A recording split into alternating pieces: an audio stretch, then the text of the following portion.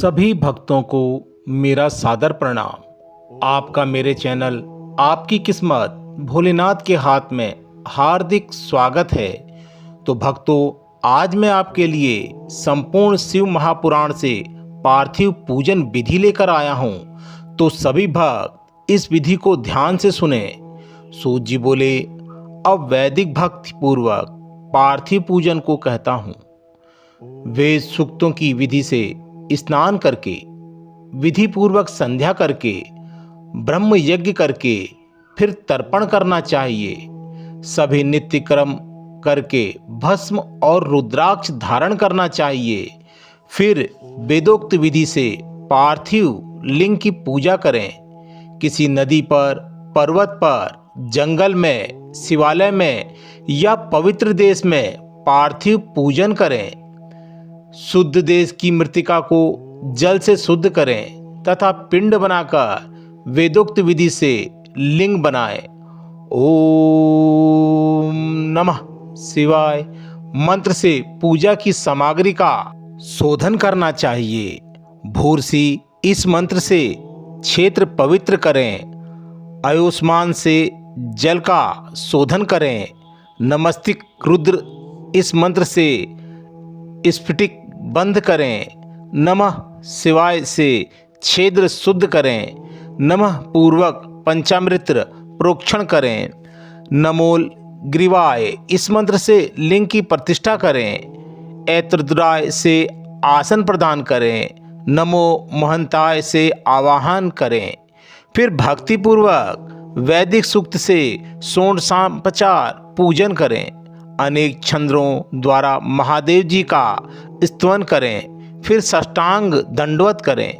विद्वान पुरुष यथोक्त विधि से प्रदक्षिणा करें। फिर प्रणाम करके नम्रतापूर्वक विसर्जन करें। ऐसा करने वाला शिव भक्त अपनी संपूर्ण कामनाओं की सिद्धि प्राप्त करता है। सूत जी बोले, हे ऋषिवर, पार्थिव लिंगों की संख्या कामना के अनुसार कही गई है। विद्यार्थी इस 1000 पार्थिव पूजन करें। धन का इच्छुक 500 पार्थिव लिंग बनाकर पूजन करें। पुत्र का इच्छुक 1500 पार्थिव पूजन करें। वस्त्र का चाहने वाला 500 पूजन करें। मोक्ष को चाहने वाला 1 करोड़, भूमि का 1000, दया का 3000, तीर्थ की कामना वाला 2000 पूजन करें। इसी प्रकार जैसी जिसकी कामना हो उसी के अनुसार वेदोक्त विधि से उतनी संख्या में पार्थिव पूजन करें। पार्थिव की पूजा करोड़ों यज्ञों का फल देने वाला है। जिसका समय बिना शिवलिंग पूजन के बीतता है वह दुरात्म है। लिंग का पूजन करने से संपूर्ण स्थावर जन्म पूजित हो जाते हैं। संसार से तरने का इससे सुंदर दूसरा उपाय नहीं है। भस्म के अभाव में मिट्टी का त्रिपुंड धारण करके पूजन करना चाहिए। रुद्राक्ष की माला तथा बेलपत्र के बिना पूजन नहीं करना चाहिए। हे मुनियों, शिवजी का अनन्य भक्त, दृढ़ निश्चय वाला, पवित्र तथा सत्रबली शिव नैवेद्य भक्षण न करने की भावना ही नहीं रखता। शिव के नैवेद्य को देखकर तो पाप दूर भाग जाते हैं। उसे भक्षण करने पर अनेकों पुण्य प्राप्त होते हैं। अरे, अरबों यज्ञों से भी अधिक शिव साजुष्य की प्राप्ति होती है। जिसके घर में शिव नैवेद्य का प्रचार होता है उसका सारा घर ही पवित्र है। अतएव शिव नैवेद्य को देखकर प्रसन्नतापूर्वक प्रतिरक्षित भक्षण करना चाहिए।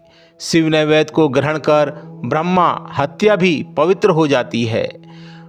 वर्णोलिक, लौहणिक, सिद्धिलिंग और स्वयंभूलिंग में तथा संपूर्ण प्रतिमाओं में चांडाल का अधिकार नहीं है।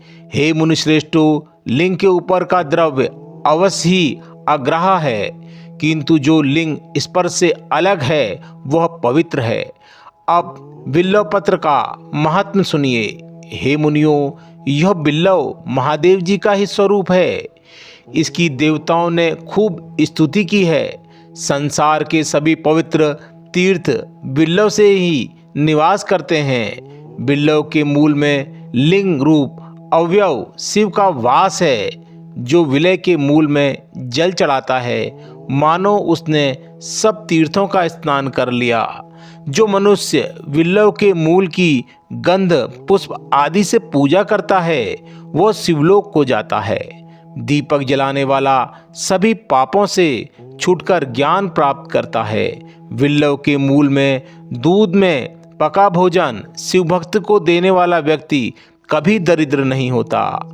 ऋषि बोले, सूत जी, अब आप कृपा करके भस्म, रुद्राक्ष और शिव नाम की महिमा का वर्णन कीजिए। सूत जी बोले, हे ब्राह्मणों, भस्म, रुद्राक्ष और शिव नाम में त्रिवेणी के सदृश महापुण्यमय है। शिव नाम गंगा जी, भस्म नाम यमुना जी और रुद्राक्ष नाम सरस्वती जी, यह तीनों पाप नाशक हैं। अतः ये तीनों रूप धारण करने चाहिए। यह महात्मन वेद शास्त्रों में भी गुण है। शिव नाम दावाग्नि है, महापाप पर्वत है। शिव नाम की दावाग्नि से ये महाप्रताप नामक पर्वत नष्ट हो जाते हैं। ब्रह्माद्य महान पाप से राशियां नष्ट हो जाती हैं, संसार सागर से तर जाते हैं। जिसके अंग नित्य भस्म से पवित्र रहते हैं और आदर से शिव नाम का जप करता है, वह घोर संसार सागर से तर जाता है। पूर्व काल में इंद्रधुम्न नामक राजा तथा एक ब्राह्मण दंपति थे, जो महापापी थे। इन दोनों की शिव नाम की महिमा द्वारा सद्गति भी हुई थी। सूत जी बोले, स्वर्ग मंगलों को देने वाली भस्म दो प्रकार की होती है, एक महाभस्म तथा दूसरी स्वलभ भस्म। श्रौत, स्मृति तथा लौकिक, तीन प्रकार की महाभस्म होती हैं। इसमें श्रौत स्मृति भस्म तो ब्राह्मण के लिए है तथा अन्य सभी की लौकिक भस्म है। ब्राह्मण भस्म को मंत्र सहित धारण करे, अन्य वैसे ही धारण कर लें। उपलों की सिद्धि की गई राख तथा यज्ञ की राख भस्म है, वह त्रिपुंड लगाने योग्य है। भस्म रमाकर त्रिपुंड धारण करके जप आदि करना चाहिए। भस्म तथा त्रिपुंड धारण कर जो यज्ञादि कर्म, जप, तप, पूजन आदि करते हैं, वे काल को भी अपने वश में कर सकते हैं। जो ब्राह्मण होकर त्रिपुंड धारण नहीं करता, सभी पूजादि निष्फल है। वानप्रस्थी, अधिक्षी तथा कन्याएं माध्याह्न में जल में मिलाकर या सूखी भस्म रोज धारण करें। इससे शिव की भक्ति तथा मुक्ति मिलती है। बीज की उंगली अनामिका तथा छोटी उंगली के 3 रेखाएं वाला भ्रुकुट के मध्य एवं समाप्ति तक जितना विस्तार है, उतना त्रिपुंड धारण करना चाहिए।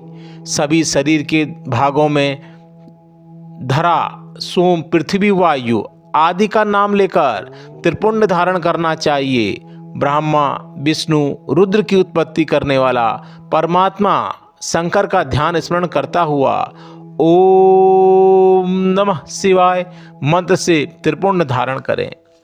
सूत जी बोले, हे महाभाग, रौनक, रुद्राक्ष भगवान शंकर का परम प्रिय है।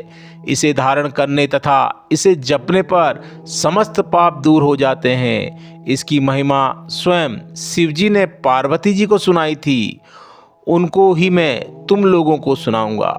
शिवजी पार्वती से बोले, हे देवी, पूर्व काल में मैंने मन को एकाग्र करके दिव्य सहस्त्र वर्षों तक तपस्या की। उससे मुझे कुछ भय सा लगा, तभी मैंने भय से नेत्र खोल दिए। उस समय मेरे नेत्रों से आंसू की बूंदें गिरने लगीं। उन बिंदुओं के गौड़ देश से लेकर मथुरा, अयोध्या, काशी, मलयांचल तथा सहस्त्र पर्वतों आदि देशों में रुद्राक्ष वृक्ष उत्पन्न हो गए। तभी से इसकी महिमा बढ़ गई। वेदों ने भी इसकी महिमा कही है। सभी वर्ण वाले इसकी माला धारण करें। सफ़ेद, लाल, काले, पीले आदि रंग के रुद्राक्ष कर्म से धारण करें। जप करने में इसकी माला विशेष फलदायक है। गोल, चिकना, मजबूत, कांटेदार, मोटा रुद्राक्ष मनोरथ साधक है और मुक्ति देने वाला है। हे देवी, रुद्राक्ष मुझे अत्यधिक प्रिय है। सभी वर्ण वाले सभी आश्रम वाले स्त्री और शूद्र भी इस कल्याणकारी माला को धारण करें। दिन में धारण से रात के सभी पाप तथा रात में धारण करने से दिन के सभी कष्ट नष्ट हो जाते हैं। त्रिपुंड धारण कर रुद्राक्ष पहने ओम नमः शिवाय का जप करने वाला परमात्मा यमलोक को ही नहीं जाता, उसकी अकाल मृत्यु नहीं होती, वह निरोग रहता है। 3 मुख का रुद्राक्ष साधना सिद्ध कराता है, विधाओं में निपुणता देता है। 4 मुखी वाला रुद्राक्ष ब्रह्म रूप है, इसके पूजन से नर नारी भी नष्ट हो जाती है, धर्मार्थ आदि की प्राप्ति होती है। कालाग्नि नामक पंचमुखी रुद्राक्ष रुद्र स्वरूप है, यह सभी कामनाएं पूर्ण कर मोक्ष प्रदायक है। इसी प्रकार यह रुद्राक्ष 14 मुख के होते हैं, जो विभिन्न देवरूप हैं और अनेक कामना के सिद्ध करने वाले तथा मोक्ष फल प्रदायक हैं। भक्तों, यहाँ पर शिव महापुराण का पार्थिव पूजन विधि समाप्त होती है। इस विधि में आपको भस्म, रुद्राक्ष और शिव को प्रसन्न करने वाले सभी बारों में बताया गया है। अतः अगर यह सभी पूजन विधि आपको अच्छी लगे तो कमेंट्स बॉक्स में हर हर महादेव जरूर लिखें। और अगर संपूर्ण शिव महापुराण पार्थिव पूजन विधि बोलते समय बोलने में मुझसे कोई त्रुटि हुई हो तो उसके लिए मैं क्षमा चाहता हूँ और भगवान भोलेनाथ से प्रार्थना करता हूँ अपने हर भक्त की झोली खुशियों से भर देना। हर हर महादेव, हर हर महादेव।